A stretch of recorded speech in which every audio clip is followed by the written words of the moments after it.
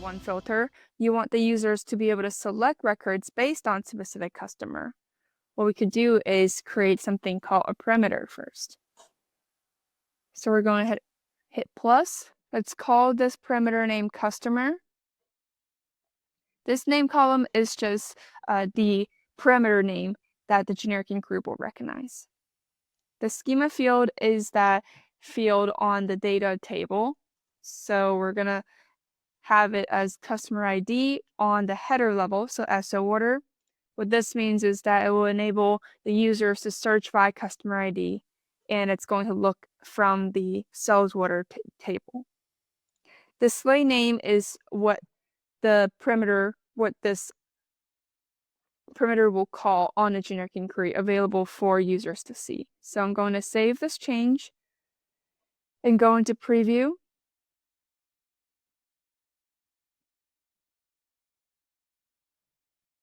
And you notice that now we have a customer search bar here. Now, if now having this here and I select any of the customer, it's not going to change any records that you see here. What we need to do is to create a condition based on this parameter.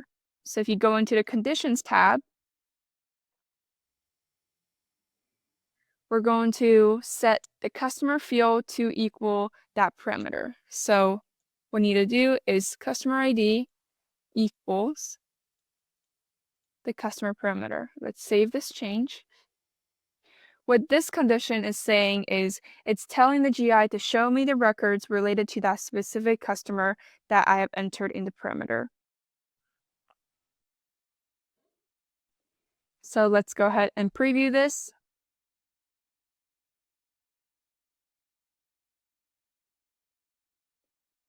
You'll see that I have Alta Ace customer typed in here. So all of the orders are only related to Alta Ace. If I change it to USA bartending school, not all of these orders are tied to this customer. But if I don't select anything, the generic inquiry will return nothing.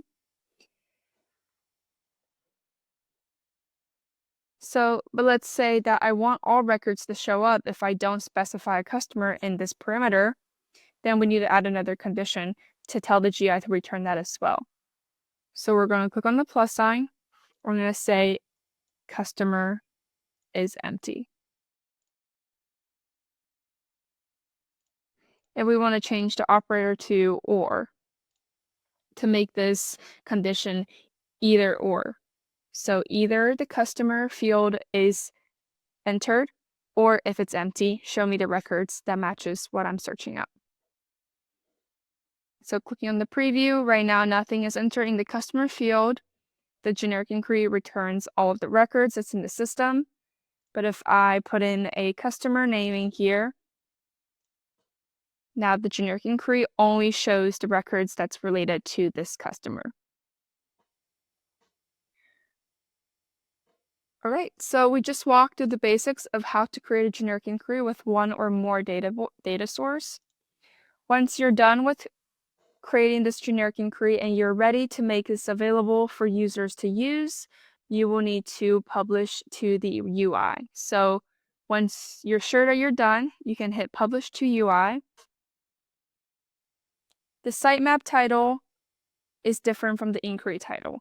The sitemap title is what the users will see whenever they search for this generic inquiry. So I like to make it more readable. So I'm just going to call it sales order item. The workspace is where you want this generic inquiry to live. Currently the workspace data view, so it's this data view workspace right here under the inquiries category. Once we publish it, the generic inquiry will show up here. Then you see that the system has given it a screen ID. And finally, access right. You can make this GI grant for all roles, revoke for all roles, or you can copy the access right from a certain screen. So let's say you want the GI to have the same access right for users that has access to the sales order screen. Then all you need to do is to just find the sales order screen.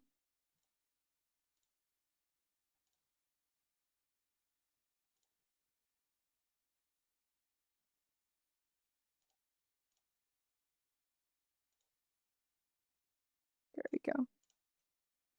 Find the sales order screen, hit select. So now the system will copy the access rights on the sales order screen to this generic inquiry, and then you can publish it. There are some other things that you can do after you publish it. You can continue to modify this. You don't need to publish it again. You can unpublish it if you don't want users to see this on the UI anymore. Or you could change the inquiry title if you need to. You can also export this generic inquiry out if you need to. All right, that's everything I wanted to cover on how to create a simple generic inquiry. Thank you so much.